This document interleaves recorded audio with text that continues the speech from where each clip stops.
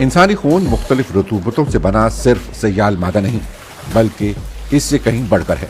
ये ग़िज़ाई अज्जा और मैसेंजर मादों के साथ साथ वेस्ट प्रोडक्ट्स को भी ठिकाने लगाता है। अरबों ब्लड सेल्स भी इस सयाल मादे में बसते हैं और जब ये खलिए मर जाते हैं तो उनकी बाकियात खून में ही रहती हैं। जरासीम खून के जरिए ही जिस्म में फैलते हैं और यहीं से स्प्लीन यानी तिल्ली का किरदार शुरू होता है। इसका काम खून की जांच करना है। ये उज़्व बताता है कि खून में क्या सही है और क्या गलत। आज़ा के दरमियान तिल्ली को तलाश करना थोड़ा मुश्किल है।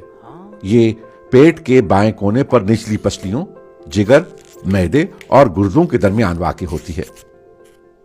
इसका साइज सिर्फ 10 सेंटीमीटर या थोड़ा सा बड़ा होता है। तिल्ली की फ़ालियत को समझने के लिए इसका अंदर से मुआयना करना जरूरी है। सुर्ख रंग के टिश्यू वाले इस हिस्से को सुर्ख गूदा भी कहा जाता है। यहां पुराने, मुतासरा या मुर्दा खून के खलियात को मैक्रोफिजिस या सफेद खलियात निगल जाते हैं, जबकि आयरन जैसे अहम अनासिर को खून में वापस भेज दिया जाता है। इस अमल की बदौलत खून के नए सुर्ख खलियात तख्लीक होते हैं। लेकिन हमल के 6 महीने तक रहमे मादर में तिल्ली खून के नए सुर्ख खलियात भी पैदा करती है। ये यहां जमा होते हैं और हंगामी सूरत में तिल्ली ही ऐसा उज़्व है जो ऑक्सीजन मुहैया करता है। व्हाइट पर सफेद गूदे का टिश्यू इसी तरह ही है जो लिम्फ नोड्स में पाया जाता है। ये खून में खतरनाक जरासीमों का पता लगाने और उनसे लड़ने में महारत रखता है। मैक्रोफेजिस इस अमल में अहम किरदार अदा करते हैं।